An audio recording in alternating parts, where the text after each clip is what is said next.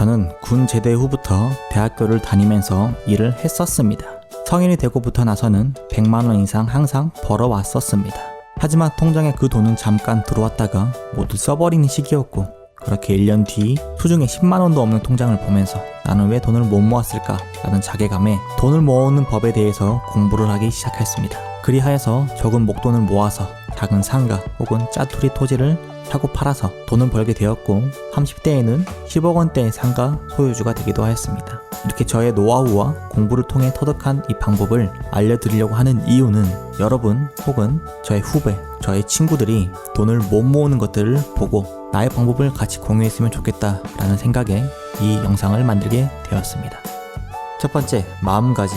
돈을 어떻게 모으냐 라는 생각을 버리고 돈은 어떻게 쓰냐 라고 생각을 하십시오.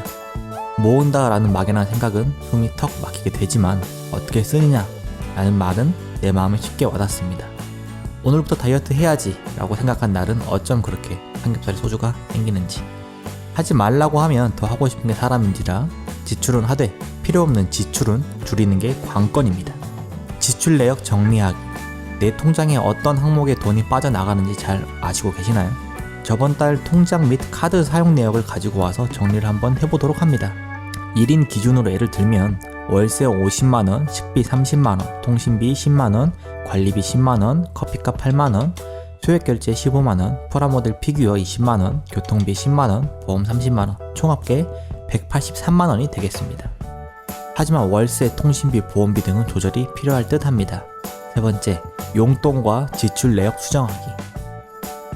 지출 내역을 정리했다면 내가 왜 이런 지출을 했을까 생각이 들고 필요없는 지출을 하고 있는지 알게 되셨습니다. 여러분의 소비 패턴이 이러합니다.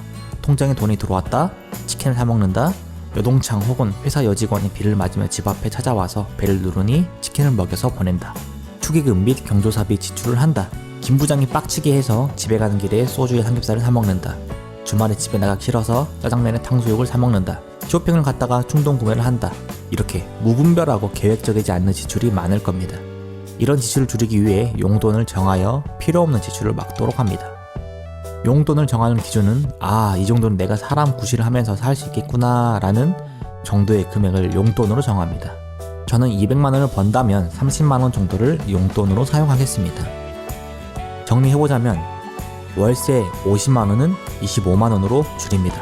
결혼을 안 했다면 룸메이트를 당장 구하시거나 부모님 집에 얹혀 사십시오. 식비 30만원은 딱히 건드리지 않겠습니다. 통신비 10만원은 6만원으로 줄일 수가 있습니다. 여기서 잠깐, 휴대폰 할부금이 많이 나가거나 10만원을 넘게 돼요 라고 하시는 분들에게 말씀드리고 싶습니다. 당신의 손에 있는 휴대폰이 2년이 지나면 보급형 휴대폰이든 고급형 휴대폰이든 못 쓰는 거는 마찬가지입니다. 어차피 전화랑 카톡, 유튜브만 하실 거면 보급형도 충분합니다. 관리비 10만원은 5만원으로, 룸메이트를 구했다면 절반으로 줄어들겠죠. 잠깐, 나는 혼자 사는 게 좋다, 내가 왜 다른 사람들과 살아야 하느냐 라고 생각하실 수 있지만, 지금 다른 사람들과 살아서 돈을 아껴야 합니다. 나중 가서 정말 사랑하는 사람과 단둘이 살고 싶다면 말이죠. 커피값 8만원은 2만원으로 줄일 수가 있습니다. 여자랑 커피를 마시는 게 아니라면 믹스커피로 바꾸십시오. 여자랑 커피 마실 일이 없다면 영원히 되겠죠. 그럼 저는 여자인데 커피를 사 먹어도 되나요? 라고 물으신다면 애인 혹은 남자에게 사달라고 하십시오. 소액결제 15만원은 영원으로 줄입니다. 대체 무엇을 결제한 겁니까? 소액 결제를 막아 놓으십시오. 프라모델 피규어 20만원, 10만원으로 줄이면 됩니다. 여러분의 취향은 존중하겠습니다. 하지만 절반으로 줄이십시오. 교통비 10만원, 보험비 30만원은 15만원으로, 보험은 잠시 후에 후술하도록 하겠습니다.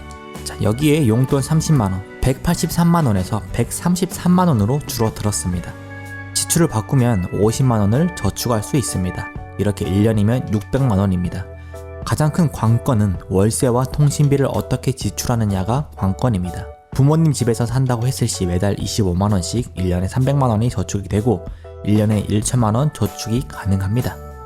이후부터 돈을 어떻게 체계적으로 쉽게 모으는 팁을 알려드리도록 하겠습니다. 네 번째, 통장 만들기. 예시처럼 여러분이 용돈을 30만원 정했지만 저는 여러분이 정한 용돈의 금액보다 더 많이 쓸 거라는 것을 알고 있습니다. 용돈보다 더 많이 쓰면서 이렇게 생각하시겠죠. 아, 내가 돈 몇 푼 모으자고 이렇게 배고프고 먹고 싶은 거 못 먹고 서럽게 살아야 하나? 오늘은 한번 개처럼 써보자! 라는 생각은 이제 버리십시오. 지금 당장 은행으로 달려가서 통장을 만드십시오. 단 조건이 있습니다. 인터넷 혹은 폰뱅킹, 스마트 뱅킹이 안 되게 만드는 겁니다. 직접 ATM기에 가서 뽑을 수 있게 만들기 위함입니다. 통장에서 쉽게 돈이 나가니까 여러분은 쉽게 돈을 쓰는 것입니다.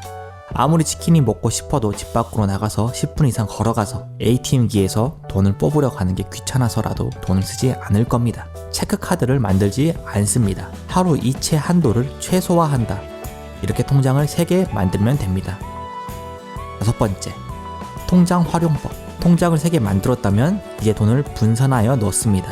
1번 통장에는 필수 지출되는 금액을 넣어둡니다. 월세나 보험, 통신비, 관리비 등. 2번 통장에는 용돈 통장으로서 이 통장에는 용돈을 넣어두면 됩니다. 30만원을 넣어두면 되겠죠? 3번 통장에는 저축 통장으로 나머지 필수금과 용돈을 제외한 모든 돈을 넣습니다. 이 통장은 저축 용도입니다. 1번 통장에는 월급이나 부모님이 주시는 용돈이 들어오면 좋습니다. 월급날 바로 2번 통장에 돈을 넣으시고 3번 통장에 나머지 돈을 넣습니다. 혹여나 나는 3번 통장에 돈을 모으더라도 써버릴지도 모른다 라고 생각하시는 분들은 계좌번호만 따로 적어 놓으시고 매달 계좌이체를 하시고 통장은 조각내 버리십시오. 다시 재발급하는 게 귀찮아서라도 돈을 안 쓰실 겁니다. 이제부터 시작. 여러분은 이번 용돈 통장만으로 한 달을 살아야 합니다. 신용카드는 과감히 잘라 버리십시오. 여러분은 이제 지난달에 나의 과소비를 반성하시며 고행의 길을 걸으셔야 합니다. 팁을 하나 드리자면 지출을 계획적으로 해야 합니다. 예를 들어서 용돈이 30만원이라면 4주 단위로 금액을 분산하십시오. 한 주에 75,000원을 통장에서 빼서 사용하시고 하루에 1714원을 써야 한다는 기준으로 잡으십시오. 그리고 절대 카드에 돈을 넣어두고 사용하지 마십시오. 꼭 현금으로 뽑아서 사용하셔야 합니다. 이러한 이유는 현금으로 쓰셔야 돈이 얼마나 남았는지 지출할 때마다 확인이 가능하고 내가 많이 썼는지 적게 썼는지 확인이 가능합니다. 보험 등 미래 상품에 대하여 방금 전 보험금 이야기를 해보도록 하겠습니다. 보험금의 조절.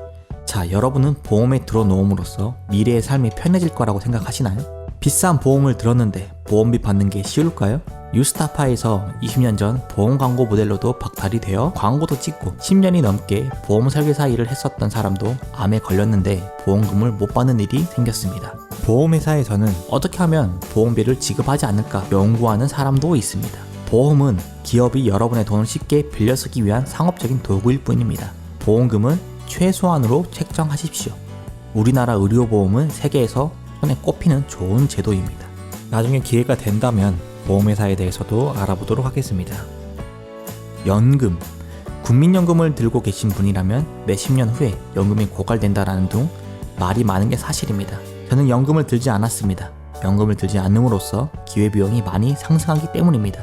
매 10년 후에 받을 그 연금을 지금 당장에 적은 목돈으로 모아서 부풀리는 것이 더 효율적이고 더 많은 돈을 나중에 만들 수가 있기 때문입니다. 자, 번외로 자동차 얘기를 꼭 짚고 넘어가야 할 것 같습니다. 여러분, 자동차는 이동의 수단이지 부의 상징이 아닙니다. 필요할 때 나의 소득 수준에 맞는 자동차를 사시는 게 좋습니다. 여러분들이 대학생이고 연애를 꼭 해야겠다고 생각하시면 자취하는 여자를 만나십시오.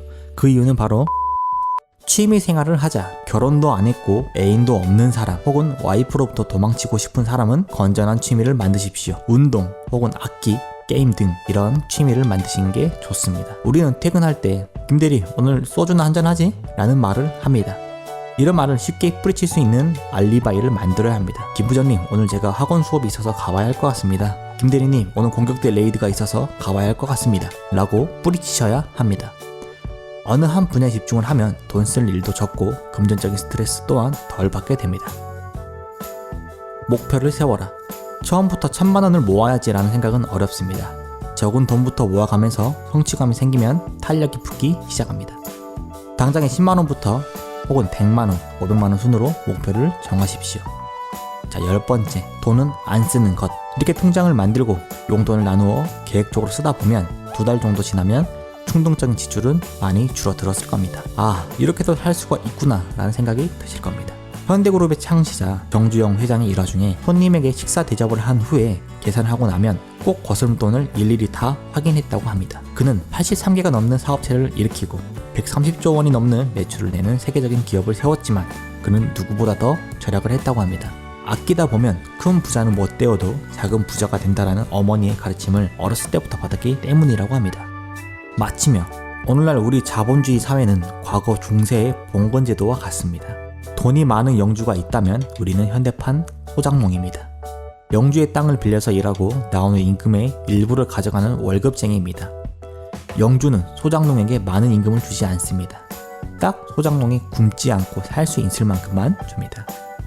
현재 오늘날 우리도 그러하지 않습니까? 대기업은 돈을 쓸어 모아서 우리나라 평균 GDP는 32,744달러로 하나로 7,300만원이고 매월로 환산하면 308만원인데 대부분의 서민들은 이 금액 이하의 월급을 받습니다. 아르바이트생 시급이 인상될 때마다 기업은 정치가와 연관이 되어서 여러 언론 플레이를 하고 있습니다. 노동법이 생길 때에도 그랬고 노조를 만들 때도 그랬고 매번 소장농에게 유리한 법이 만들어질 때마다 이러한 현상은 일어나지만 기업은 더욱 커지고 독식을 하고 있습니다. 결론은 이겁니다. 우리는 큰 영주가 되지는 못하지만 작은 영주가 되는 것이 목적입니다. 한 가지 예로 집을 한 채 가지고 살아가는 사람과 집이 한 채도 없는 사람이 있습니다. 어떤 사람이 더 목돈을 쉽게 모을까요? 한 채도 없는 사람이 홀몸이라면 반지하 혹은 작은 자취방의 원룸이든 친구와 동거를 하든 부모님 집에 얹혀 살든 해서 집을 한 채 가지고 있는 사람과 비슷하게 돈을 모을 수 있습니다. 집이 두 채 가지고 있는 사람이라면 한 채는 자기가 살고 한 채는 세를 내놔서 월세를 얻습니다. 지금 당장 치킨을 먹지 못하는 고통은 목돈을 모으기 전까지 참아야 하는 인내의 시간입니다. 명심하십시오. 여러분은 소장농이라는 것을 말입니다. 제가 알려드리는 방법은 돈을 어떻게든 절약하고 돈을 모아서 일단은 목돈을 만드는 게 목적입니다. 목돈을 만드는 게 왜 중요하냐? 자본주의 사회에서는 일반 서민들이 목돈을 모으는 것을 어렵게 만들어 놨습니다. 목돈을 만드는 게 어렵다면 여러분들은 그 어려움을 딛고 이겨내셔야 합니다. 그러기 위해서는 여러분이 이렇게 힘들어하고 고뇌의 시간, 희생하는 시간이 꼭 필요한다는 겁니다. 목돈을 모았을 때 그 목돈이 다른 목돈을 생성시킬 수가 있습니다. 정말 별거 아닌 이야기 같지만 이 이야기는 정말로 중요한 이야기입니다. 여러분들이 목돈을 모아야지만이 돈을 모을 수 있다는 것을 각인시켜드리고 싶습니다. 목돈을 모으지 못하면 여러분은 항상 지금 이대로 내가 살고 있는 수준 그대로 계속해서 살 수밖에 없습니다. 지출하는 방법 그리고 여러분이 어떻게 돈을 모아야 되는지 한번 알아보았습니다. 그런데 1,000만원 이상 모았다면 이제 어디에 어떻게 재테크를 해야 하나 라는 해답을 듣고 싶으시다면 구독 버튼을 누르시면 확인 가능하십니다.